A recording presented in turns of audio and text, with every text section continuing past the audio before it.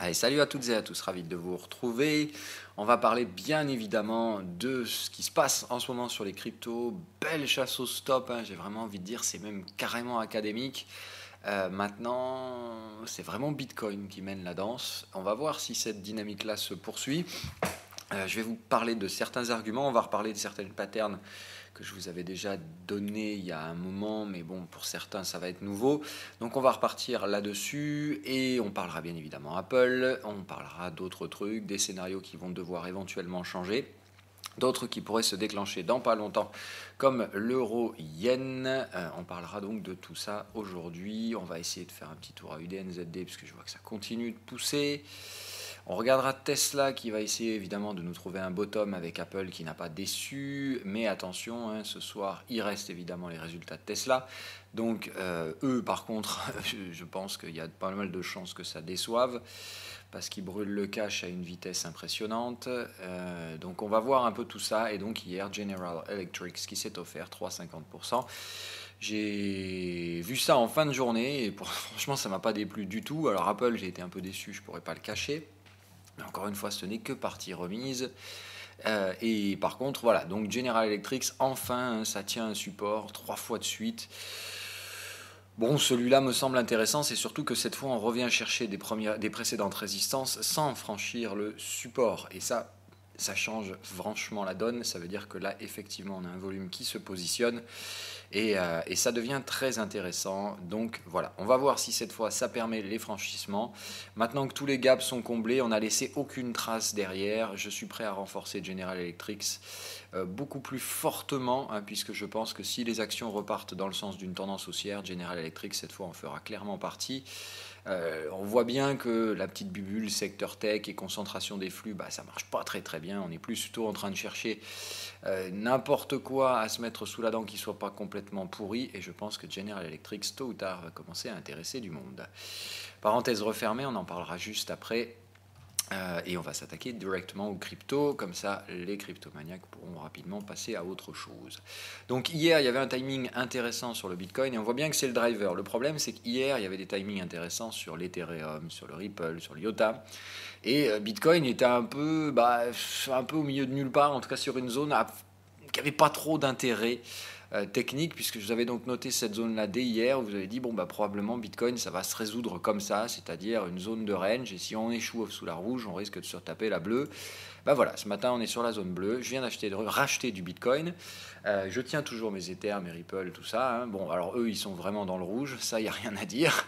Mais bon, voilà, moi, je pense que quoi qu'il arrive, Bitcoin, c'est le driver. Je pense que Bitcoin, il va chercher les 8007, 8009, et que ça va donner un peu de respiration aux altcoins. Maintenant, on va voir les schémas qui pourraient se mettre en place. Mais là, théoriquement, moi, je pense que BTC, il vient d'atteindre une zone où ça va être très intéressant d'acheter. Tout simplement, zone bas de range, donc application bête et méchante de la stratégie. Maintenant, moi, ce que j'attends à la suite, c'est un truc comme ça.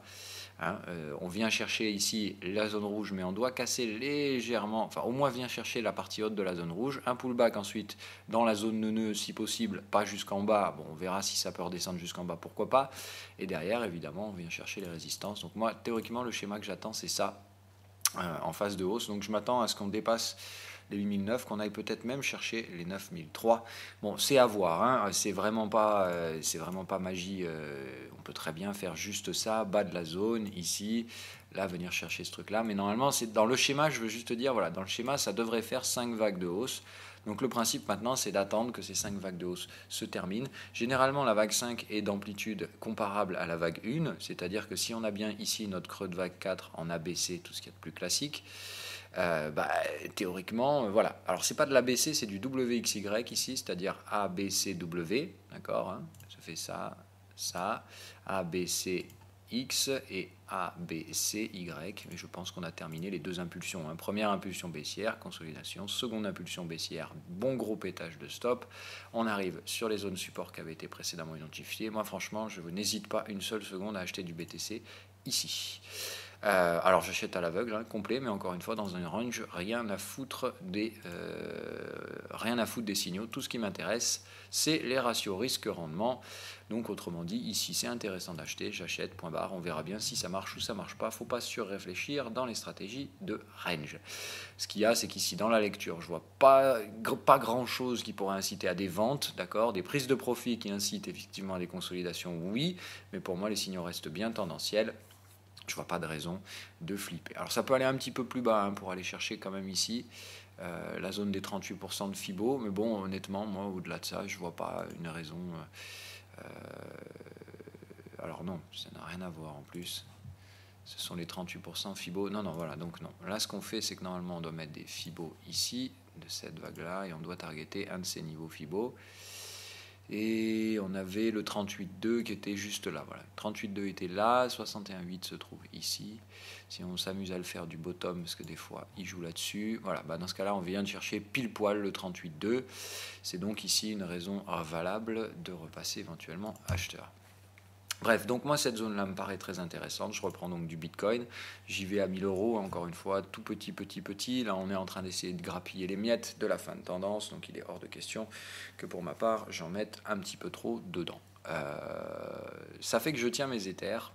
Hein, j'avais bien mis mon stop, moi, sous ce bottom-là, sentant qu'ils allaient nous la foutre à l'envers en essayant de péter les stops là-dessous.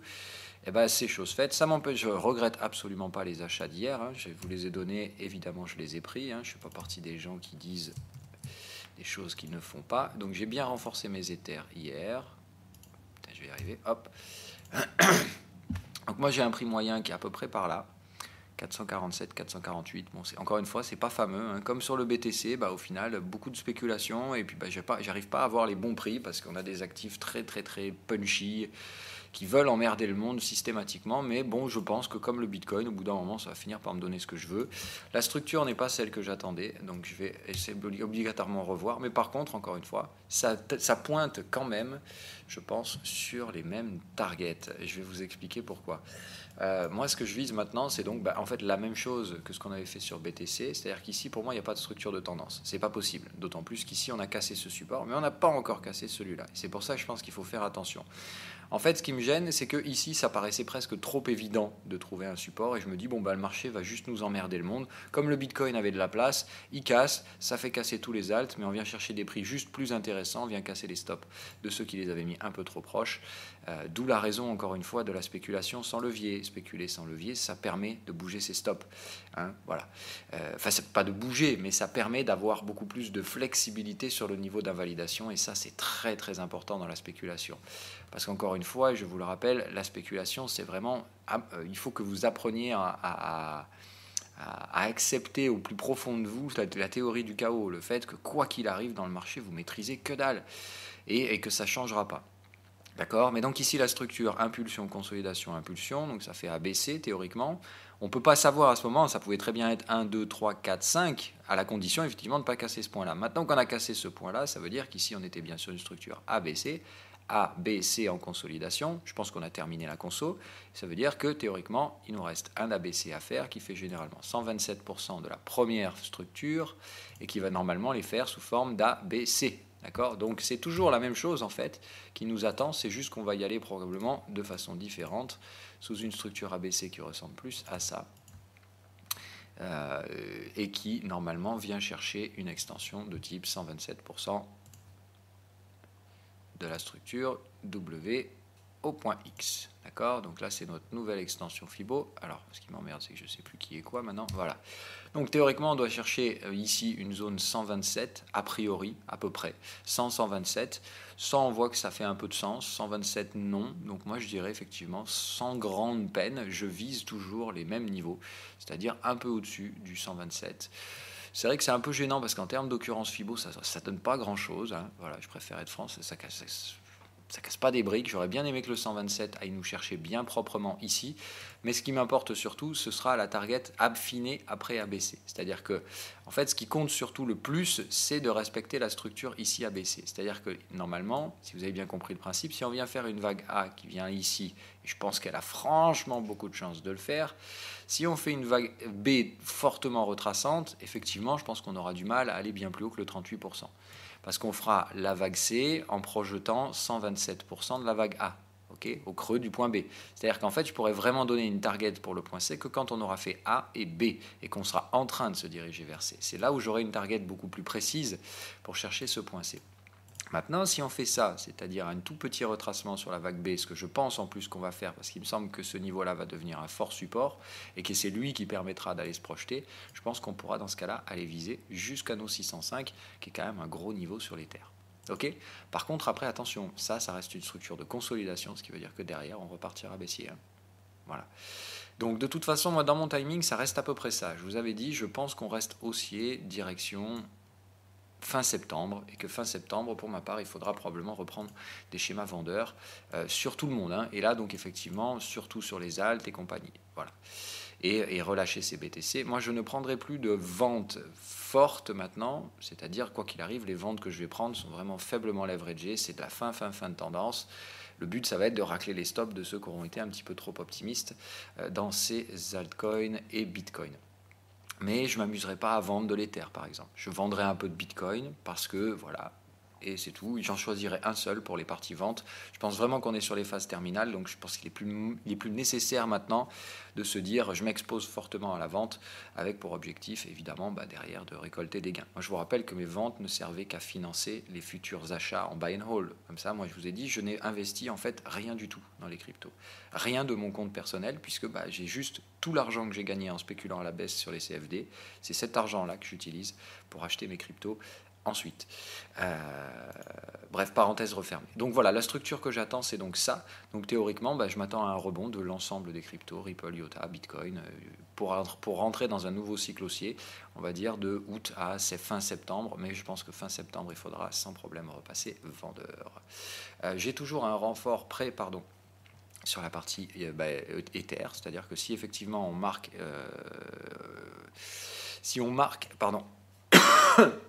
le bottom ici, j'attends effectivement donc ce point-là pour un renfort acheteur, tout simplement qu'on retrouve ce support, cet ancien support qu'on a bien démonté, j'aimerais le retrouver. Voilà, c'est surtout que le support sur lequel j'ai acheté hier, j'aimerais qu'on repasse au-dessus, c'est-à-dire que j'ai même presque envie aujourd'hui de renforcer ici.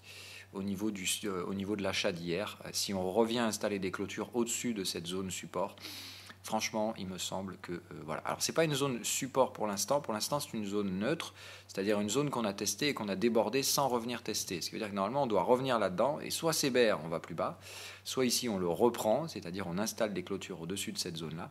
Et là, très honnêtement, moi, je pense que c'est très intéressant de jouer des petits achats. Donc, je vous le donne immédiatement. C'est une alerte que je vais mettre sur des clôtures de barre. Si on arrive à clôturer ici, pour moi, ce sera mon niveau de validation. Donc je vais donc changer ce truc-là, effectivement, on va la mettre en ligne, validation. C'est à ce niveau-là que je mets ma validation, c'est à ce niveau-là que je mettrai mes stops à break-even. Alors peut-être pas tout de suite break-even ici, parce que comme je vous dis, j'ai un prix de revient moyen qui est quand même pas fantastique, qui est à peu près par là. Je crois que c'est 447 que j'ai, si je m'abuse. 447 en prix moyen, à peu près. Donc pour un stop break-even, ici, ça me paraît quand même un peu trop rapide. Je dirais qu'il faudra franchir cette résistance pour que mes stops puissent être à break-even et me projeter vers des encaissements ici. Ok, donc accumulation pour moi de volume ici proche des 447, plus aucun renfort possible pour moi tant qu'on ne reprend pas en validation ce niveau précédent. Si ça arrive, on est bon. Regardez l'état de la trailline, on vient la chercher. Je pense que ça, en fait, c'était juste un piège à con supplémentaire pour racler un max de stop pour ceux qui les ont mis un peu trop proches ici. Et ce n'a pas été mon cas. Donc j'attends, je suis bien... Bon, j'aurais préféré qu'on ne le fasse pas, encore une fois, parce que dans la structure de prix, c'est quand même pas très bon quand un marché s'offre comme ça aussi facilement des chutes de plusieurs milliards de dollars de capitalisation juste comme ça pour aller emmerder le monde et chasser du stop. Donc voilà, je pense qu'il fallait quand même rester prudent par rapport à ces mouvements. Maintenant, voilà, faut être conscient que ça se passe pas très très bien, mais il y avait de la place sur le Bitcoin. Donc je m'attendais, moi, dans mes scénarios précédents, à ce que les altcoins servent de relais pour le Bitcoin. On voit que ça n'a pas été le cas, c'est vraiment encore le Bitcoin qui drive clairement l'afflux de capitaux dans le domaine crypto. Il avait de la place, c'est lui qui a tiré tout le monde une nouvelle fois à la baisse, alors que très clairement pour moi l'Ether était achetable ici. Je ne regrette pas les achats d'hier, je pense qu'ils finiront largement en positif. Mais voilà, le problème c'est qu'on a un marché qui est très volatile, enfin qui est très faible, et on voit que le moindre petit déraillement du Bitcoin permet assez rapidement aux alts de lâcher assez facilement des supports, même s'ils sont solides. Là, on était quand même sur un double signal, take profit bullish. Normalement, ici, en respect de la stratégie, il y avait un achat à prendre. Moi, c'est pour ça que j'ai pas hésité à le prendre. Maintenant, bon, on verra bien. Mais à suivre de près. Mais je pense qu'on a fait le dump de plus. Le dump final. Donc voilà, maintenant, ce qui m'importe, c'est de voir comment clôturera la journée aujourd'hui. Ici, tout simplement, d'un point de vue daily. Alors, je prends l'Ether comme référence ici. Mais tout simplement, je pense que sur la partie Ether, on voit bien cette trailline ici. Hier, on a réussi à clôturer dessus, ce qui fait qu'aujourd'hui, on l'enfonce, mais on peut très bien, vous voyez, aujourd'hui, revenir carrément clôturer en positif, reprendre le support d'hier. Dans ce cas-là, c'est une fausse sortie de squeeze. Regardez, sine wave, il est là. Il est juste tout prêt à repartir à la hausse. Si ça repart à la hausse, tout simplement, ce sera normal. C'est-à-dire que là, on aura fait un simple break de range à la con, c'est-à-dire, comme d'hab, on piège les imbéciles qui pensent qu'une tendance se lance et au final, on remonte, on pète leur stop à eux aussi. C'est l'erreur typique du range. C'est-à-dire, je vous balaye, et puis à chaque fois que vous allez trader une structure chartiste, type triangle, machin, biseau, vous allez juste vous faire démonter, parce qu'à chaque fois, le marché va vous prendre à contre-pied. Donc ici, attention, je pense que ce squeeze en release baissière n'est possible que si on vient chercher ce prix et qu'on y installe une clôture. Si on échoue à faire ça, c'est-à-dire si on vient trouver plus d'acheteurs ici et qu'on retrouve les précédents supports, je pense que ce sera un beau contre-pied acheteur qui nous attendra après cette structure, donc ABC, ABC, et c'est donc ABC qui nous attend sans grand problème avec une amplitude comparable à ce qu'on a vu précédemment. Et on ira casser la résistance, ça c'est certain. C'est-à-dire pour moi, on viendra s'installer ici au minimum, voire là si affinité. Si les altcoins rattrapent leur retard, je vous rappelle quand même qu'en termes de Bitcoin, là pour moi, l'Ether est plus solide que le Bitcoin. Bitcoin qui a réussi à casser son support du mois d'avril, ça n'a pas du tout été le cas sur l'Ether. Donc théoriquement, Bitcoin qui allait rechercher 61% de retracement, normalement l'Ether devrait faire au moins la moitié de ce travail et venir chercher, je pense, 50% de retracement, venir chercher par là. Maintenant, comme je vous dis, attention, ne soyez pas surpris si on se retrouve avec un énorme pump des altcoins. Ce ne sera pas pour acheter, encore une fois, mais si on a cet énorme pump, moi je le dumperai derrière, c'est la stratégie. Pour moi, je pense qu'il faut reprendre des ventes après. Donc moi je vais jouer ces phases acheteuses parce que je pense qu'elles ont toujours un potentiel. Mais voilà, sous réserve de, pour l'instant, je vois un marché très tendu. Qui cherche à déclencher un max de stop avec du coup des structures en squeeze daily. Mais bon, voilà, en 2 heures, pour moi, ça passe pas. La tendance ici, elle peut pas s'installer après un truc pareil. On a déjà beaucoup trop tiré, donc il va falloir revisiter les premiers niveaux de résistance et c'est par là donc que tout se joue. Si ces niveaux de résistance ne jouent plus leur rôle, comme je pense très sincèrement qu'ils ne le feront plus, pour moi, on va juste recasser ces résistances, c'est-à-dire installer des divergences sans avoir cassé le support majeur, très probablement derrière se rediriger vers les résistances qu'on a laissées au sein de cette tendance. J'espère pouvoir les déborder. Pas de commentaires à faire Ripple IOTA, c'est franchement la même structure, c'est-à-dire si BTC a trouvé son bottom, et je pense que c'est le cas, tout le monde devrait repartir à la hausse. Comme les alts n'ont pas cassé les supports, je pense qu'ils peuvent survivre sans grande peine. Voilà, juste un petit point, voilà, Ripple, je vais juste vérifier, pas dire de bêtises. Ripple n'a pas non plus cassé son bottom. Ripple est même d'ailleurs en train de rebondir assez fortement. Donc vraiment, voilà, faites attention à ces mouvements-là. Moi, ça sent le range, voilà, c'est tout ce que j'ai à dire. Ça pue le range, mais ça pue le range qui pour moi va juste repartir à la hausse. On avait cette petite purge supplémentaire, pas nécessaire, mais qui a été causée probablement par la partie BTC. Donc un triple rebond sur des supports. Je pense que les altcoins maintenant vont arrêter leur phase de sous-performance. Maintenant, attention, je ne m'attends pas non plus à des pumps de tarés. Voilà. Pour moi, dès qu'on revient chercher les résistances majeures des altcoins, ça va bloquer. Mais sur la partie IOTA, très sincèrement, je commence à avoir des objectifs assez haussiers, puisque là, je pense que sur IOTA, on peut revenir chercher les 1,68. Et ça, je trouve que c'est assez intéressant. Voilà. C'est tout pour la partie crypto. Donc on surveille un petit coup d'œil quand même sur l'indice devise, même chose. Là on est bien venu chercher le support, c'est-à-dire sur un indice global devise. Là on est bien par contre en fait sur le support parfait qui avait été annoncé entre guillemets. La structure ici est plutôt propre, plutôt intéressante, toujours au sein là aussi d'un cycle bullish. On vient d'être DTP sur des zones support identifiées. Moi je pense que cette zone cluster qui était faite est viable. Je pense qu'ici il y a un achat en respect de la stratégie sur ce support avec donc une gestion du risque en dessous. Le problème c'est que cet indice altcoin, vous ne pouvez pas vraiment l'acheter. En fait, il faudra acheter chacun de ces composants avec la pondération relative. Enfin bref. Bon, donc quoi qu'il en soit, mon avis, c'est les altcoins sont donc haussiers maintenant, même que le Bitcoin, mais je m'attends à ce que les altcoins surperforment le papa Bitcoin, qui pour moi n'a qu'un potentiel limité à ce stade. Même si je pense qu'il bénéficiera du rebond des altcoins, je pense que lui, BTC, se dirige vers les 8700, 9000, mais que ici, il faudra probablement s'attaquer à le cartoucher à la vente, en attendant évidemment que eux aussi arrivent sur des targets. S'il n'y a que BTC qui arrive sur 8007 et qu'on n'est pas du tout sur des targets sur les altcoins, je pense qu'il ne faudra pas nécessairement s'attaquer à BTC les yeux fermés. Mais je pense que voilà, le petit excès donc, de cette nuit, c'est tout simplement une petite chasse au stop supplémentaire pour venir chercher les prix attractifs sur la partie BTC. Je pense sincèrement qu'on est reparti au nord, d'où les achats de BTC pour ma part. Voilà. Donc comme ça maintenant j'ai tout le monde, j'ai BTC, Ethereum, Ripple, IOTA à des prix assez intéressants pour la plupart, en tout cas des prix qui je pense quand même pourront procurer des gains assez intéressants. Donc ce seront mes premiers gains à l'achat depuis un bon moment sur l'ensemble des cryptos. Je pense refaire quelques petits gains à la vente derrière et puis ce sera probablement pour moi le timing des achats de long terme sur la prochaine phase de baisse. Donc si vous avez compris le timing, encore une fois je ne suis pas magicien, je ne fais pas ce genre de truc, mais je pense une nouvelle phase de hausse à venir peut-être donc à tirer entre août et mi-fin septembre. Je ne m'attends pas à ce qu'on tire jusqu'au 31 septembre. Pour moi c'est à partir du 20, je dirais du 20 au 27, 30 septembre, c'est par là où je pense que ça... le dernier tiers de septembre, je pense que c'est à ce moment-là où il faudra commencer à prendre des positionnements vendeurs, même si c'est pas encore en train de baisser. Voilà. Et je m'attends donc théoriquement en septembre une rechute assez brutale pour des raisons, comme d'hab, les raisons ça n'intéresse que ceux qui leur accordent de l'importance. Moi, ce qui m'intéresse, c'est l'action du prix. Je pense que les catalyseurs, c'est simplement là pour vendre du papier et expliquer aux gens pourquoi ils ont gagné ou perdu de l'argent. Mais encore une fois, normalement, tout se voit sur les prix avant. Et ça, c'est ma théorie. Allez, sur les marchés classiques, donc le S&P qui retombe ce matin, après les petites euphories Apple, donc ça veut dire que ça ne suffit pas, cette histoire d'Apple. On va voir, j'ai plusieurs scénarios, voilà, mais bon, moi que ça retombe ce matin, ça ne me surprend pas plus que ça. Je vais aller regarder d'ailleurs ce qu'il en est sur la partie...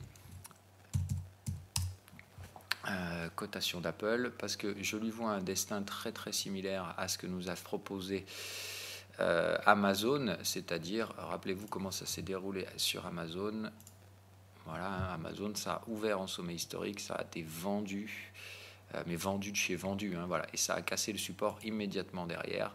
Donc typiquement vague 1, vague 2, 3, 4, 5, et ici on est déjà en train de repartir sur un décompte baissier, je pense, sur la partie Amazon. Bon, il y a toujours le risque qu'ici on ne fasse qu'une sous-vague 4, qu'il reste une vague supplémentaire. Moi honnêtement je pense que la vague 4 elle était là, que ça c'est bien une vague 5, qu'on est bien parti pour un schéma de baisse sur Amazon. Maintenant encore une fois, les résultats Amazon n'étaient pas mauvais, ils n'étaient pas bons non plus, donc il faut quand même être pragmatique. Pour moi les résultats d'Apple, on est exactement dans la même chose. C'est-à-dire que pour moi, Apple, si je regarde ça d'un regard froid, d'un pur regard froid, hors spéculation, hors contexte de la bulle, tout ça, c'est pas une action qui pour moi va proposer des prix haussiers dans les prochains mois. Pour moi, c'est une action qui est en phase de fin de profitabilité, c'est-à-dire ce que je vous appelle toujours le plafond de verre. Au niveau des profits, on a donc fait ici le max des profits, on ne retrouvera pas ces profits, ce qui veut dire qu'à horizon 12-2018, c'est-à-dire quand on va arriver sur le Q4 2018, il sera forcément moins bon que le Q4 2017, ce qui fait que les prix devront être plus bas que là où on était au Q4 2017. Pour moi, ça veut dire que là, horizon 6 mois, Apple est obligatoirement en train de se taper une phase de baisse. Enfin, pas obligatoirement, mais à moins qu'ils arrivent à refaire le trimestre prochain ici à 77 milliards, pardon, à 88 milliards, ce qui pour moi me semble quasi impossible, ça veut tout simplement dire que ce n'est pas possible que Apple reste orienté à la hausse à horizon 6 mois. Hein, pour moi, ces profits, c'est vraiment le maximum qu'on fera jamais sur Apple en termes de revenus par action et compagnie, hein, de bénéfices par action, BPA.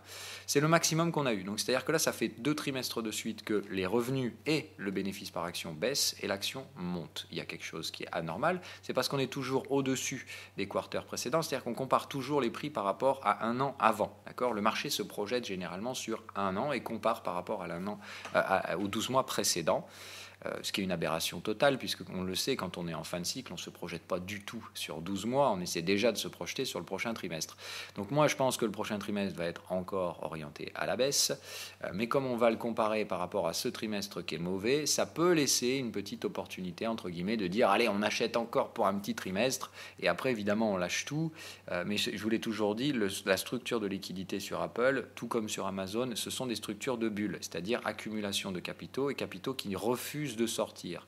Donc c'est bien, ça fonctionne jusqu'à ce que le pognon sorte. Et le pognon, quand il commence à sortir et que tout le monde est polarisé à l'achat, il n'y a plus personne qui n'achète derrière. Ça fait qu'on n'a que des demandes vendeuses dans un marché qui n'a plus d'acheteurs, et ça, généralement, ça cause des cracks. Donc c'est pour ça que je vous dis qu'il faut faire attention sur Apple et sur Amazon également, hein, même si Amazon, encore une fois, il y a un business model. Apple aussi, c'est une grosse entreprise, too big to sell, comme je vous l'ai dit, ça ne les empêche pas de se prendre des récessions. Et ça ne les empêche pas de perdre des profits quand de toute façon les résultats chutent. C'est aussi simple que ça, on price les résultats futurs. Si les résultats futurs sont attendus en baisse, je ne vois pas comment on peut continuer à faire monter le prix des actions. Voilà pour la parenthèse. Donc Apple, je m'attends à ce qu'un destin plutôt similaire à celui d'Amazon l'attende aujourd'hui, c'est-à-dire soit les investisseurs prennent les profits, tout simplement parce qu'ils comprennent que la courbe de profit, à horizon 6-12 mois, elle est plus très bonne, et qu'il est temps de sortir maintenant avant que les choses passent au rouge, c'est-à-dire avant de vendre quand tout le monde vend. Je pense que c'est ça la dynamique, c'est-à-dire pas nécessairement chuter en ligne droite sur Amazon et tout ça, je ne vois pas les conditions nécessaires pour ça. Par contre, voir un marché qui commence à se diriger vers les supports, mais qui reste soutenu sur ces différents supports, ressemble beaucoup plus à ce que je vois comme potentialité sur Amazon. C'est-à-dire, en fait, je verrais bien un marché qui, horizon octobre, ici, se dirige, casse ce support, fasse une sorte de pullback. Et ici, évidemment, en octobre, c'est là où je pense qu'on aura soit une nouvelle dégradation des chiffres au Q3. Et là, je pense qu'on ne se projettera pas à la hausse sur le Q4 et on commencera d'ores et déjà à avoir des baisses beaucoup plus sensibles sur ces actions, c'est-à-dire des phases de baisse beaucoup plus verticales au sein du Q3, du Q4. Je pense que c'est au courant du Q4 que ce qu'on risque d'avoir les baisses sur Amazon et sur Apple, puisque pour l'instant, elles arrivent à maintenir des résultats qui ne sont pas trop décevants. Mais vous voyez que ça n'a pas été le cas de Facebook, ça n'a pas été le cas de... On verra Tesla ce soir, mais je pense que ce ne sera pas le cas non plus. Donc, toutes ces actions qui ont déçu, elles, se sont toutes pris des tartes et ils sont en train de lancer des cracks, c'est-à-dire tout simplement des chutes de valorisation énormes et brutales, et en plus par des gaps. Donc, vous voyez, c'est vraiment jouer à pile ou face aujourd'hui d'être investi sur ces grosses actions américaines, parce que faut pas qu'elles se ratent, parce que quand elles se ratent, elles prennent moins 20 et en gap, c'est-à-dire que vous vous réveillez le matin, vous avez perdu 20%. Donc c'est à voir, mais c'est comme ça.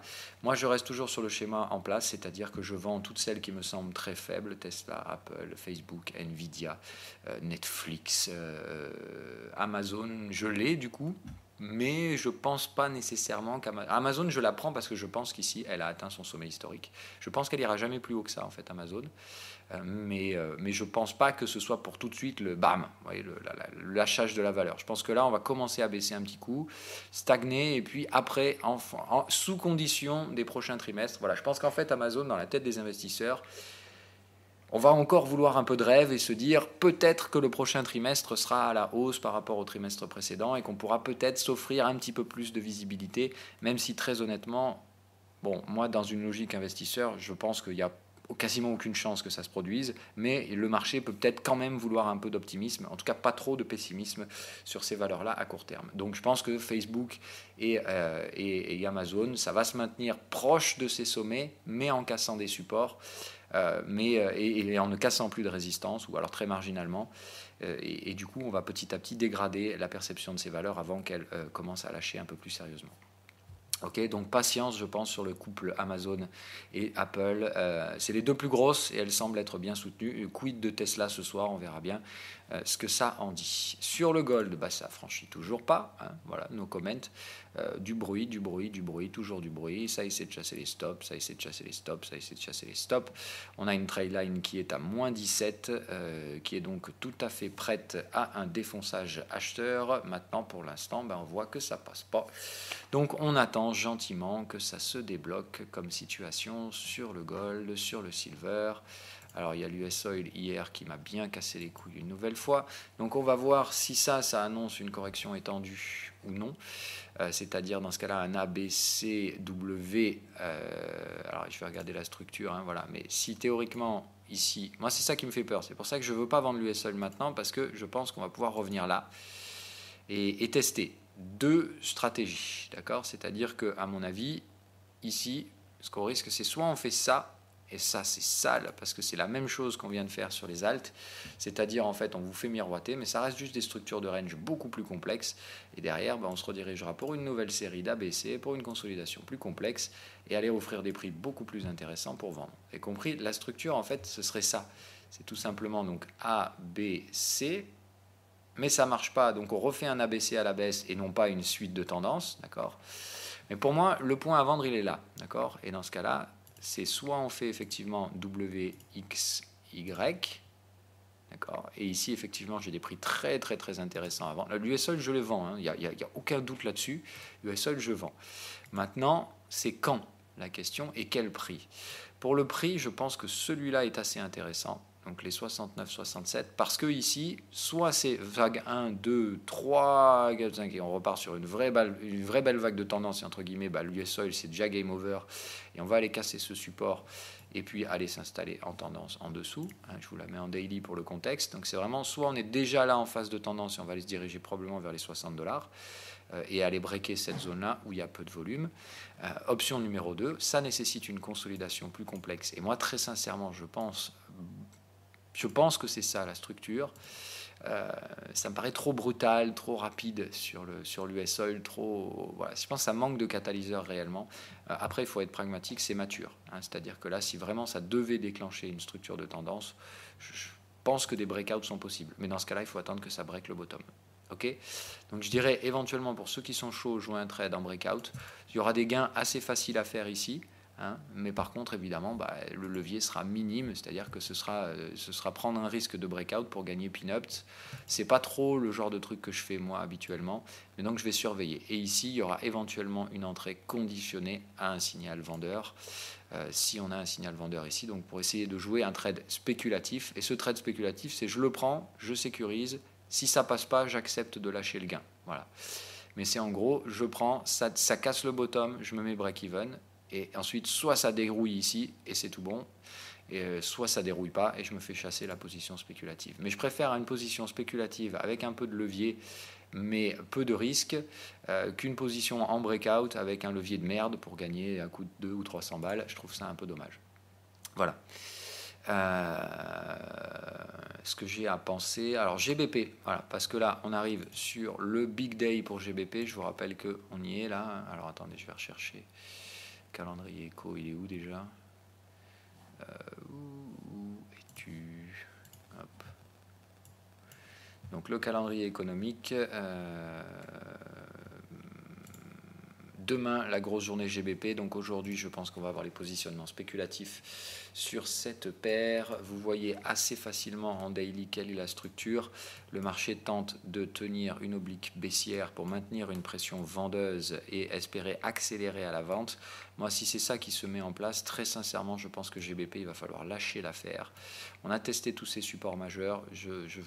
Non, alors franchement, peut-être une nouvelle vague de baisse pour faire chier le monde. Vous voyez, mais si on vient chercher ce support et que celui-là cède, c'est-à-dire qu'on sort par le bas de ce canal orienté par le bas, là derrière GBP USD, c'est l'hécatombe. Et on avait des pré-signaux de break. Ce qui me ferait chier, c'est que effectivement, ce soit juste remonté. On a vraiment installé pas mal de clôtures au-dessus du niveau de break. Mais si c'est remonté pour mieux chuter, alors là, clairement, je pense qu'il faut sortir du GBP USD. Là, ça veut simplement dire qu'on est vraiment reparti dans une tendance baissière. Et je ne veux vraiment pas rester dans ce marché vendeur. Mais j'y crois pas. Voilà. Moi, je pense sincèrement que là, ce qui nous attend, c'est au contraire on va dégrader, sortir de cette première oblique baissière, venir chercher le canal et venir très rapidement chercher les targets. C'est ce que je pense maintenant, attention, c'est pas dire que c'est ce que le marché va faire. Voilà. Sur la partie euro-yen, ça va être le trade de la journée. Voilà, on y est, on y va. Donc option numéro 1, soit ici on bloque 2 fois de suite sous le même niveau. Dans ce cas-là, effectivement, je prends l'entrée vendeuse en cassure du support ici. Option numéro 2, on va un petit peu plus loin chercher ma position spéculative. Et dans ce cas-là, je cartouche également ici. On est au niveau de la fourchette d'Andrews. Je vois cette oscillation-là du momentum qui a un peu de place. Une trailline qui est encore pas trop dégueu, effectivement la possibilité de relancer encore un peu. Donc l'euro-yen, je surveille. Maintenant, ce qui est clair, c'est que ça revient chercher le support, je cartouche et je n'hésiterai pas à y aller encore cordialement. C'est-à-dire que là, l'euro-yen, je vais me remettre levier 4, voire levier 5, puisque là, je pense qu'on est mature pour une énorme vague de tendance, c'est-à-dire là, un truc qui lâche encore en ligne droite. Un bon 3-4% sur l'euro-yen, donc 3% avec un levier 4, encore une fois, vous comprenez pourquoi ce scénario m'intéresse. Hein. C'est souvent ça en fait, hein. Moi les scénarios qui m'intéressent et sur lesquels je vais mettre de la conviction, c'est-à-dire vous l'entendez dans ma voix, hein, je veux dire, vous êtes nombreux à me le dire, ça, on voit bien les scénarios qui t'intéressent, Phil et compagnie, mais c'est pas parce que c'est les scénarios qui me résistent. En ce moment, il n'y a pas beaucoup de scénarios qui m'intéressent, il y en a très peu. Il y a l'AUDNZD, l'euro-yen et les indices américains et le gold.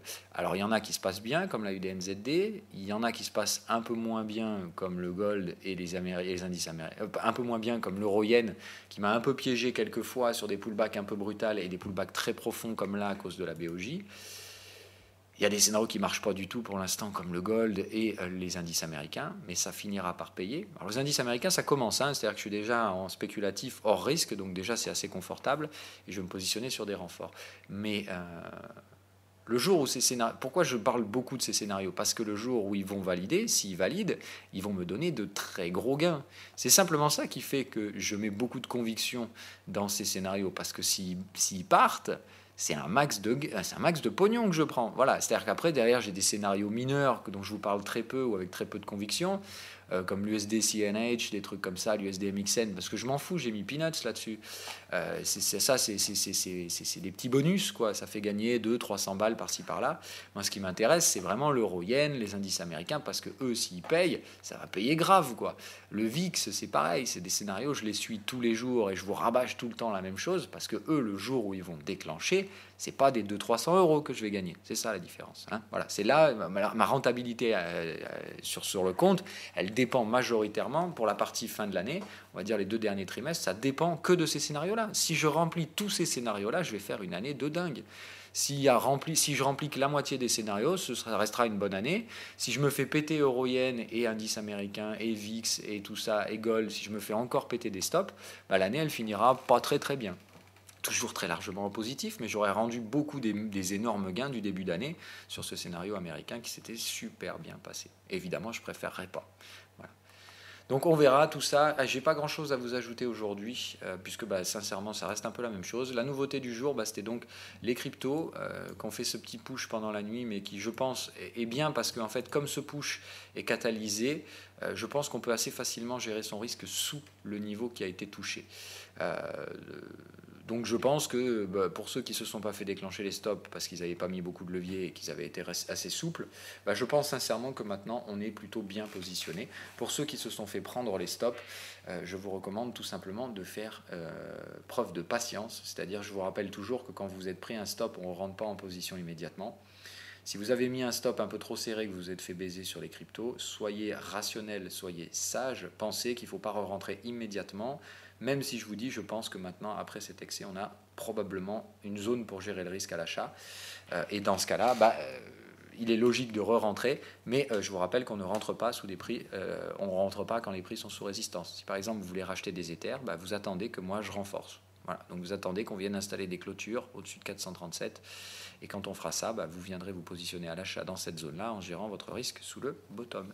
Et vous verrez, le pire, c'est que dans l'histoire, vous aurez probablement à peu près les mêmes genres de prix que moi. C'est-à-dire que moi, là, en spéculation, je ne me suis pas bien démerdé sur les terres, puisque je vais avoir 447 à peu près comme prix spéculatif qui n'est pas très très bon, hein. C'est-à-dire que si vous regardez la zone de range, j'ai vraiment le prix moyen, hein. Normalement, quand je fais bien mon travail, j'ai les prix les plus proches des prix attractifs. Bon là, même en spéculant, en prenant du risque, je vais avoir le prix médian de cette stratégie si elle vient à se débloquer. C'est-à-dire que vous, en ayant attendu, vous aurez le même prix que moi, hein. Donc c'est-à-dire que je n'ai pas très bien fait mon boulot parce que moi j'ai pris un risque, j'ai anticipé les mouvements, j'ai pris plus de risques que vous pour avoir le même prix d'entrée. Autrement dit, je n'ai pas bien fait mon job, hein. Voilà.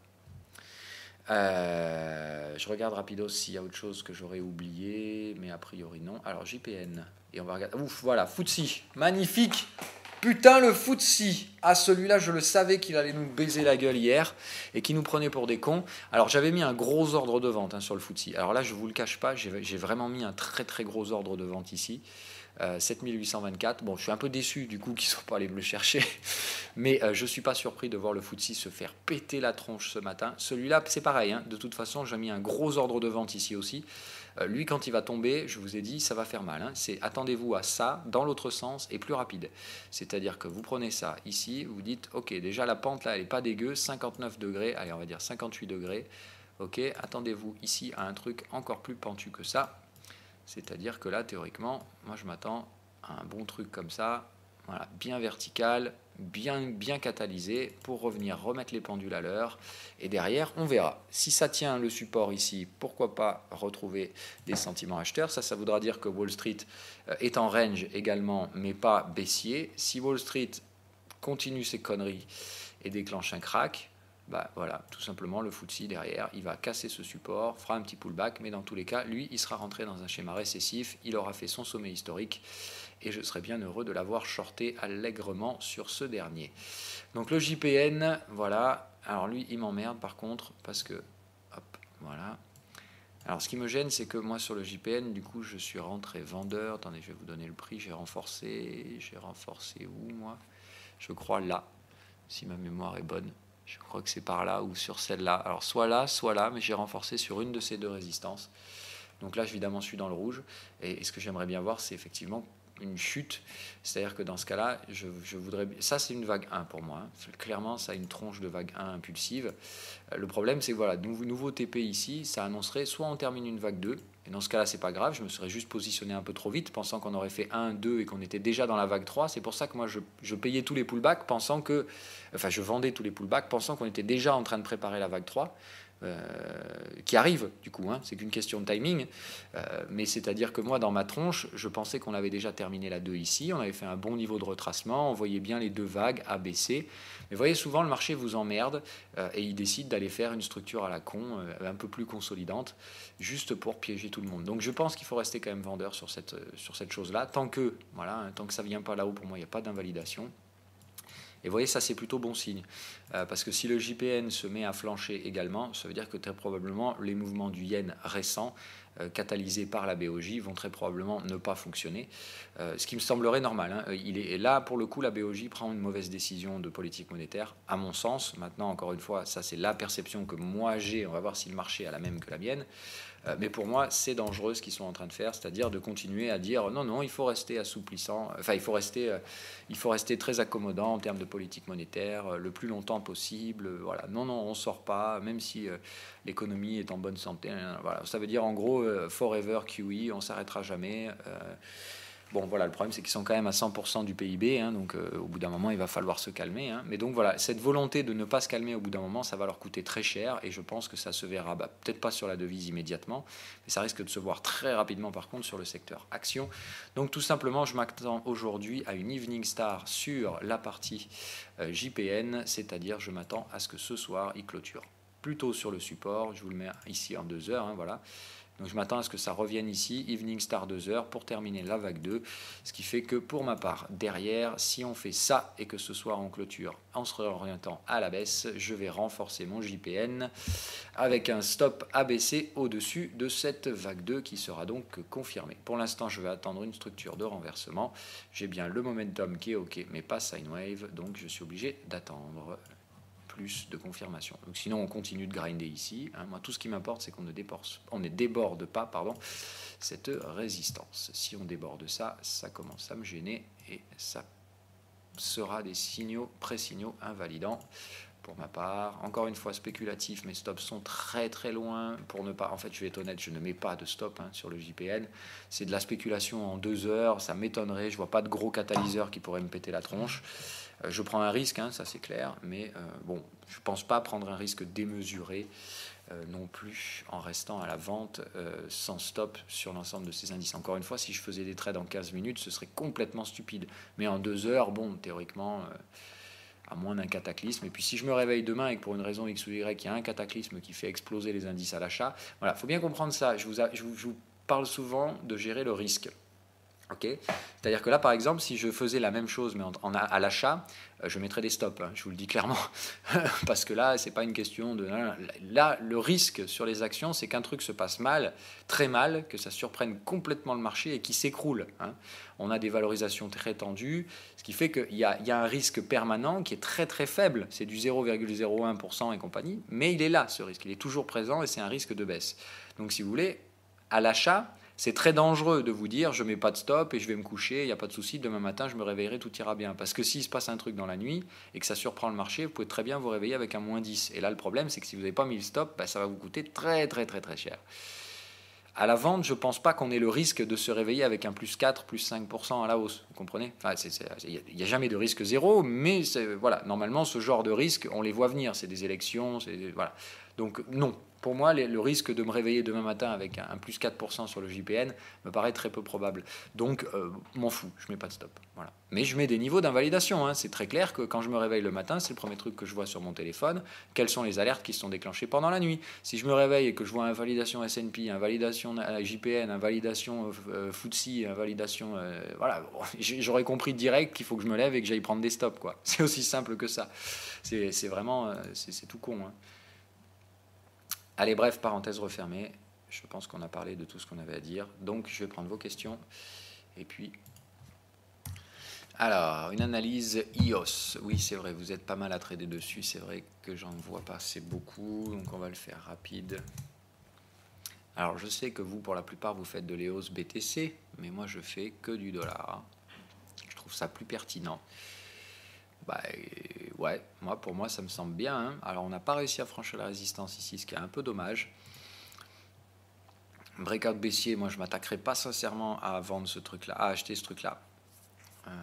Maintenant, le problème, c'est que si ce break échoue, vous voyez, en fait, c'est la même structure. Pour moi, hier, il y avait tout ce qu'il fallait pour acheter. On était bien évidemment ici, sur la target sine wave, il y avait un petit support intermédiaire, il y avait un attrait ici. Et donc, là, ça rajoute une phase de baisse. Non, je vous dis n'importe quoi. Mais effectivement, voilà, là sur ce truc-là, il y avait un potentiel acheteur, mais vous voyez, comme on attaque brutalement le niveau, c'est vrai que là, ils ont essayé, ils ont réussi à pousser un peu plus loin. Moi, j'ai souvent tendance à dire, un break, s'il dépasse la target et qu'il arrive à installer une divergence, c'est qu'il a plus ou moins pas mal de chances d'aller plus bas. Donc je dirais EOS, il y a un potentiel que ça aille plus bas. En tout cas, moi, je ne me positionnerai pas acheteur sur celui-là.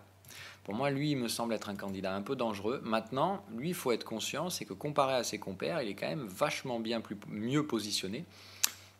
Alors, il y en a qui vont me dire épaule, tête, épaule. Non, alors ça, c'est pas une tête comparé à une épaule. La tête, il faut vraiment qu'elle déborde de l'épaule. Je vous l'avais déjà dit, ça, faites attention. Maintenant, est-ce que ça, c'est une structure vendeuse ? Pour moi, non. C'est une structure de range. Pour que ce soit une structure vendeuse, c'est sûr que là, le break, il ne vous invite pas à acheter. C'est ça que j'essaie de vous dire, en fait. Le break, il ne donne pas vraiment envie d'acheter, mais par contre, les breakouts haussiers, je les prendrai. C'est-à-dire que là, quitte à choisir une structure de breakout, je préférerais le breakout haussier. Mais quand vous voyez breakout haussier, ça ne marche pas, ça n'installe pas de tendance. Breakout baissier, ça ne marche pas, ça n'installe pas de tendance. Là, il n'y a pas eu de breakout haussier. De nouveau breakout baissier. Bon, très clairement, même si ce break-là, il a tout pour être valide, il ne l'est peut-être pas. Voilà, c'est-à-dire qu'en fait, je pense que là, Sinewave, il n'a pas commis une erreur, mais je pense que, en fait, comme ce break, il se fait ici, d'accord ?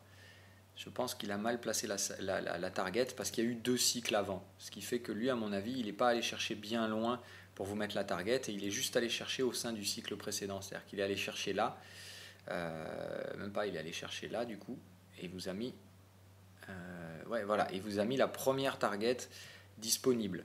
C'est-à-dire que voilà, c'est ça qui vous a mis comme target. Et effectivement, pas génial parce que la target, à mon avis, elle a été mal placée. Je pense par contre que le niveau de breakout, il se situe là. On va y arriver, j'essaie de choper la plus haute clôture, là et là. Voilà, le problème c'est qu'en fait comme il y a eu trop d'inertie ici, il n'a pas pu détecter ce point bas là. Je pense que c'est ça qu'il aurait dû trouver. Et en fait quand vous faites ça, vous voyez qu'on est pile sur la target du break. Donc là effectivement, sine wave encore une fois, c'est un algo. Hein. Je me suis fait énormément chier pour coder ces trucs là, mais ça peut jamais être parfait un algo, parce qu'il y a des situations très particulières comme là. Pourtant, moi, dans l'algo qui calcule la target, je vous garantis, c'est pas un truc tout simple. Il y a plusieurs cas spéciaux où je dis justement, va chercher dans l'historique, essayer de me trouver le dernier point bas qui a précédé l'accélération du cycle. Le problème, c'est que là, il y a probablement trop de... Ouais, voilà. Là, il y a 40 barres et je lui demande pas d'aller chercher aussi loin. Moi, il va chercher jusqu'à 30, je crois. C'est-à-dire qu'il va chercher dans l'historique, voir s'il n'y a pas des barres avant, s'il ne reste pas des voilà. Le problème, c'est que là, voilà, pour lui, c'est trop loin dans l'historique, parce que pour aller chercher le point haut, il fallait qu'il revienne 60 barres en arrière. Pour trouver le point bas, il fallait qu'il trouve 37 barres en arrière. C'était trop loin en recherche d'historique par rapport aux conditions que moi, je lui ai données. Donc non, voilà, il n'a pas pu le trouver, mais pour moi, vraiment, le break se fait là. Hein, c'est la cassure de ce niveau médian dans le range. La résistance précédente était là. Le report de cette résistance donne 7 targets précisément, et on est dessus. Donc j'ai tendance à penser que pour moi, oui. Ici, tu as le TP, donc en fait, je reviens sur ce que je vous ai dit. On va regarder s'il y a du volume ici, mais je pense que oui. S'il y a un peu de volume ici, je pense qu'on vient de tester un support et de rebondir. Et dans ce cas-là, EOS, je dis pourquoi pas. Et effectivement, c'est là où tu as le plus de volume. Donc je dirais EOS, c'est bon. Moi, je donnerais feu vert. Après, encore une fois, c'est comme vous voulez. La trail line, elle est en bas. Moi, je pense que là, on va avoir un V-bottom. C'est-à-dire ici, on va prendre ce prix, on va revenir casser cette résistance, s'installer dessus et repartir haussier. Typiquement, en fait, les faux breaks de range. Voilà. Faux break haussier, faux break baissier, et à chaque fois, ça essaye. Voilà. Pour moi, pour la tendance baissière, ils avaient tout ce qu'il fallait ici. Autant là, ce break haussier, c'est purement un break de range. Vous voyez, si vous réalisez la même opération, vous prenez la zone qui a breaké, prenez le point bas en clôture, vous reportez, hop, on a fait quoi? On a échoué dessous, pile poil. Hein. À chaque fois, c'est pareil. Ça, c'est typique du break de range. Donc là, vous prenez vraiment pas la tronche. Vous savez que c'est du pur trading à gogo. Par contre, ici, c'était pas la même. Regardez, ici, le niveau de breakout, il était là. La plus haute clôture, elle était là. Ce qui fait que là, théoriquement, sur ce break, la target, elle était ici. Et vous voyez que là, on l'a bien débordé. On a même fait les divergences. Là, honnêtement, pour moi, les bears, ils avaient un coup à jouer. Si ce marché était vraiment baissier, ici, les bears, ils avaient tout pour installer une tendance plus lointaine. Et ils ont échoué à le faire. Et dans ce cas-là, ça faisait vague 1, 3, 5. Moi, je pense que là, on est déjà en train de partir sur des cycles haussiers. Dans ce cas-là, ça, c'est une vague 1. Ça, c'est une vague 2 en consolidation très, très longue. C'est-à-dire vague 1, A, B, C, A, B, C, A, B, C, donc WXY, enfin, structure de consolidation, quoi. Pas chercher à se prendre trop la tronche. Moi, je pense que là, maintenant, on est parti. C'est-à-dire que là, c'est spéculatif, mais ça s'achète. Là, c'est confirmé. C'est-à-dire que moi, je dirais, ici, il y a un niveau de validation. Je vous fais mon analyse, hein, voilà. Entre guillemets, pour moi, ça ferait validation et en cas de la résistance, stop break-even, pour viser target 1 ici, au niveau de la précédente zone résistante, et dans ce cas là je viserai difficilement plus que ça. Moi je mettrai target 1, target 2 ici, et je viserai pas plus que ça, hein. Moi sur ce truc comme ça, allez, on va dire ça et une target mais max de chez max. Alors voilà, moi je ferai ça en fait, target 2 ici parce qu'il y a un peu de volume, enfin il y a un creux de volume, pardon. Hop, voilà. Je mettrai target 2, mais alors interdiction formelle de viser plus haut que ça. Et là, ça me semble complètement impossible d'aller chercher aussi haut. Hein. Voilà. Là, je vous dis par exemple, sur un Neos, ça vous fait doubler le prix sur la target max. Je pense sincèrement pas que c'est ce qui se produira. Donc vous faites comme vous voulez. Moi, je pense qu'il y a des mouvements acheteurs à faire là-dessus. Je vous rappelle qu'en termes de timing, dès qu'on va se rapprocher du 20 septembre, il faut clairement que vous ayez pris vos profits sur l'ensemble des cryptos. Ou que vos profits soient sécurisés. Si vous faites du buy and hold, encore une fois, je n'ai aucune contradiction, mais ça ne peut se faire en aucun cas avec du levier. Et si vous avez mis un peu de levier, il faut que ce levier soit sécurisé. C'est-à-dire que si ça retombe sur votre prix d'entrée, vous ne preniez aucune perte. Ok, c'est aussi simple que ça, vous faites comme vous voulez. Après, c'est votre gestion du risque. Moi, je ne fais que vous donner un cadre qui vous évite de vous péter la gueule quand vous tradez.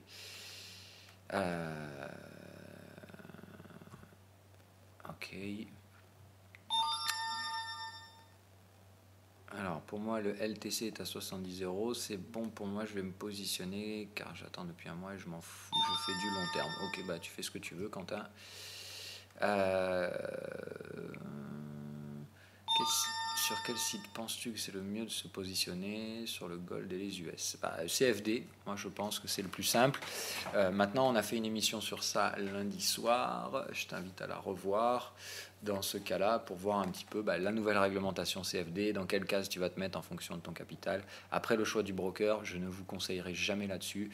Je vous ai dit, je peux vous donner des noms, je peux vous dire chez qui je suis, mais en aucun cas vous dire je vous recommande d'aller là ou là. Voilà. Moi je suis chez Active Trades en test et chez IG pour le compte professionnel pour l'instant. Je ne sais pas trop encore lequel des deux je vais choisir à la fin, hein, mais voilà.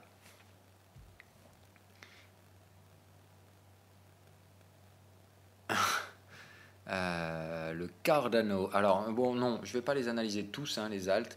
Là, je vous ai fait IOS, mais bon, voilà. IOTA, niveau d'achat. Allez, IOTA. Mais moi, je ne renforce pas IOTA. Il me semble qu'il a un bon potentiel, mais c'est aussi celui qui se prendra la plus grosse tartasse si pour une raison X ou Y, ça tombe. Donc, IOTA, je ne renforcerai maintenant que si on passe en validation. C'est-à-dire, je vais vous donner là où pour moi ça validerait. On est revenu en fait en zone spéculative hein, sur IOTA, tout simplement. Ah merde, pardon. Voilà. Donc sur IOTA, même chose, hein, vous voyez, ça rebondit, ça casse pas les supports. Donc moi, j'ai pas été déclenché sur IOTA. Mon stop, il est plus bas, hein, moi sur IOTA, il est là. Hop. Alors là, j'avais mis des stop loss, hein, là on est bien d'accord, j'avais mis des stops sous ces bottoms, parce que là, si ça dérouillait ici pendant la nuit et qu'on venait là, c'était sanglant. Hein, donc j'ai bien des stops au marché sur l'ensemble des cryptos. Là, je les ai enlevés ce matin, hein, et j'ai remis du coup des alertes. Mais voilà, c'est des alertes invalidation. C'est-à-dire que là, il y avait un stop, là, il n'y a plus. Le stop, je vous rappelle, sur les cryptos, je le mets que la nuit pour pouvoir dormir tranquille. Et encore, franchement, si ça tombe, même si ça devait tomber, je ne me ferai pas non plus éclater plus que ça, vu les leviers engagés. Hein. Donc là, ce serait de l'invalidation. Hop, voilà. Bon, je ne vais pas gaspiller une alerte TradingView de plus. Mais vous avez compris le principe. Voilà. Si ça revient casser les supports ici, il faudra se poser des questions sur les invalidations. Maintenant, ici, je pense que ça pourrait le faire quand même, mais il ne faut pas casser ces supports-là. Voilà. Si ça casse ces supports-là, c'est vraiment dangereux. Pour la validation, ben, c'est la même chose que les autres. Tu identifies la résistance qu'on cotait hier. Il faut arriver à réinstaller des clôtures au-dessus. Donc je dirais, allez là au minimum, mais il faudrait même normalement aller au-dessus de ça. Dès que tu installes des clôtures au-dessus de ça sur IOTA, ça me semble intéressant. C'est-à-dire il faut revenir à 1$, installer des clôtures au-dessus d'1$. Si ça passe, je pense que derrière, on peut avoir un mouvement acheteur assez intéressant. D'accord. Donc là, pareil, structure de consolidation qui ne veut pas passer 3 fois de suite. Si on revient chercher les résistances, je pense que IOTA, on peut avoir un vrai beau mouvement haussier qui retournerait à terme vers la zone des 1,68. Donc là, c'est vraiment à terme et c'est le plus loin qu'on puisse viser. Et encore une fois, il faudra gérer son risque entre-temps. Là, on parle d'un actif qui pourrait prendre 79%. Vous attendez pas à ce qu'on les fasse en ligne droite. Il va y avoir des TP, il va y avoir des gestions du risque à faire en cours de route. Là, on est début septembre. Bon, enfin, on est fin août. On a la clôture. Ah, bah d'ailleurs, on est en août, putain, ça craint. Donc, on est en août. Et je pense qu'on a, entre guillemets, 20 jours, allez, 3 semaines encore de hausse à faire peut-être sur le secteur crypto. Donc, moi, je fais ce pari-là. Je peux très bien me planter complètement en termes de timing. Encore une fois, le timing, c'est un truc, c'est au pif. Et puis, on verra bien. Moi, ça me semble que là, on a plutôt un pif. Mon pif me dit plutôt à l'achat pour les 2-3 prochaines semaines. Mais par contre, attention, ça payera pas, ça préviendra pas quand ça va se retourner. On passera probablement pas longtemps sous les résistances. Voilà le sentiment que j'ai. Je pense que BTC passera longtemps sous les résistances, mais que les alts vont performer à mort pour faire pumper tous les imbéciles, comme d'habitude, et mettre du levier et compagnie. Et puis quand ils vont mettre du levier, bam, on va se retourner rapidement et on ne préviendra pas. C'est-à-dire que je pense que la prochaine chute, elle va être la plus brutale que vous ayez connue avant le crack. C'est-à-dire que pour moi, il n'y aura qu'un seul comparable. Ce sera un peu moins violent que là. D'accord, mais ce sera probablement semblable. Je pense qu'on va prendre BTC. Voilà, pas aussi violent que ça, mais je pense comme ça. C'est-à-dire, on va retrouver une pente très brutale, celle qu'on n'avait pas. Ça fait longtemps que. Essayez de vous remettre dans quel état d'esprit vous étiez À ce moment-là, hein, rappelez-vous, ça chutait en ligne droite, tout le monde flippait grave. C'est le moment où les gens commençaient à comprendre qu'il y aurait peut-être plus de tendance haussière sur BTC. Voilà, attendez-vous à ce qu'à un moment donné, on retrouve cette perception-là, c'est-à-dire pour moi un marché qui va carrément s'écrouler, enfin pas carrément s'écrouler, mais en tout cas qui aura une pente, un rythme de baisse assez soutenu que beaucoup de gens vont très mal supporter psychologiquement. Voilà. Hein, c'est juste ça que je veux dire, c'est qu'on va retrouver le sentiment d'un marché qui, vous voyez là ça fait on baisse, puis on digère, puis on baisse, puis on digère, mais il y a cette phase de digestion, vous n'avez pas ça ici. Là c'est ça baisse, ça digère 2 jours, et on rebaisse, on vous recolle du 10-15% un peu tous les jours, ça fait mal, voilà, psychologiquement c'est dur, parce que tous les matins vous vous réveillez, et vous dites qu'est-ce qui va m'arriver demain, quand est-ce que ça va s'arrêter, voilà. Je pense qu'on va retrouver cette psychologie-là dans un moment, au bout d'un moment. Maintenant je ne sais pas quel est le timing qui va la déclencher, je ne sais même pas si ça va se déclencher, mais voilà entre guillemets ce que j'attends.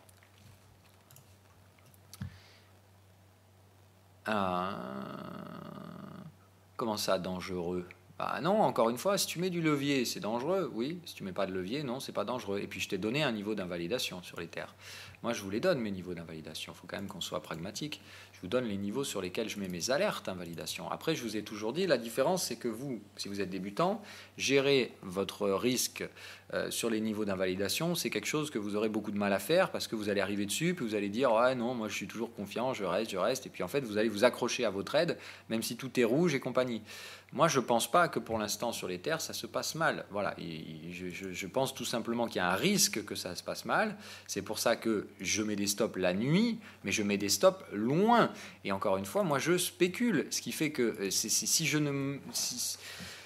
si vous prenez du levier, vous ne pouvez pas vous permettre ces libertés que je m'octroie. Si je m'octroie ces libertés, c'est parce que je peux le faire. Encore une fois, moi, là, si l'Ether, il descend là, d'accord. Alors, je ne peux pas vous montrer les comptes Bitstamp parce que je n'ai pas envie de le faire pour des raisons c'est pas que je veux cacher, encore une fois. Je m'en fous. Mais le truc, c'est que comme ces émissions, quand je les enregistre, je ne fais pas de retouches, je ne fais pas de machin.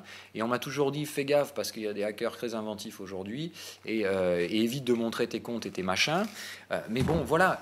Franchement, j'ai sur mon compte Bitstamp, pour l'instant, je dois avoir plus de 5000 $ en liquidité. C'est-à-dire en euros, en liquidité que je ne touche pas. C'est-à-dire que déjà, je ne mets pas grand-chose en crypto par rapport à mon capital, mais en plus de ça, la moitié du capital que j'octroie aux crypto n'est même pas investi.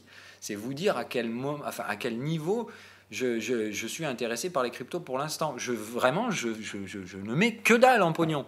Je veux dire, en fait, dis-toi un truc, voilà. Je peux te donner le pire des scénarios. Pourquoi j'en ai rien à branler de ne pas mettre de stop? C'est tout simplement, voilà, je dois avoir là à peu près 5000 € d'investis en crypto.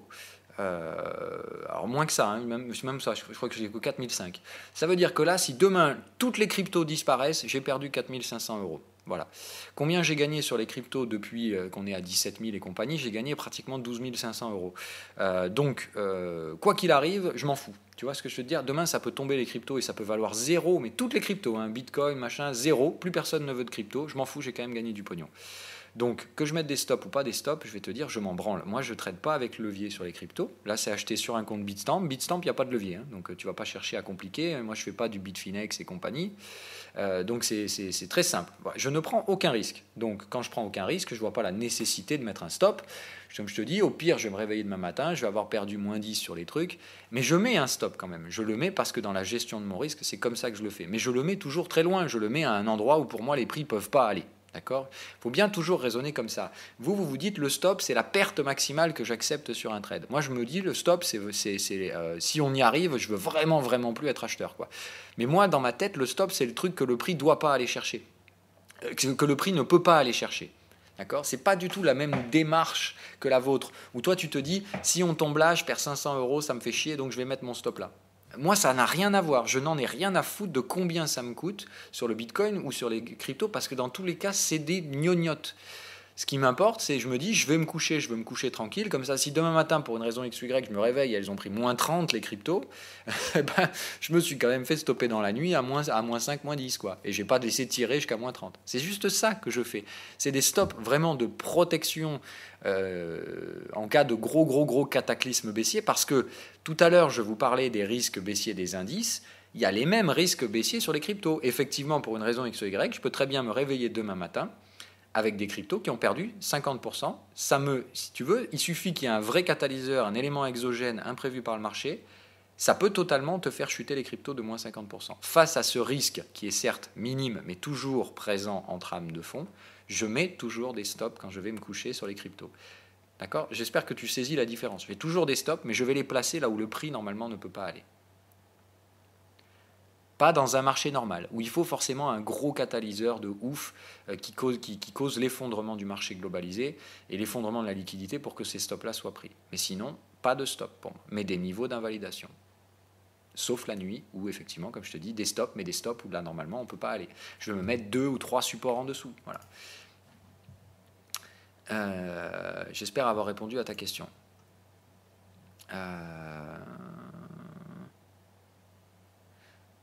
Oui, et puis voilà, rien ne se fait à l'aveugle, et puis je mets des stop-loss, qu'on soit clair, voilà. Et puis je suis devant mes écrans, je reçois les notifications sur mon téléphone en temps réel, donc voilà, je suis toujours mes marchés, il n'y a pas de souci là-dessus, et puis encore une fois, plus je suis investi sur un marché, plus mon attention, plus mon niveau d'attention et la précision de mes positionnements sur les stop-loss et compagnie est important.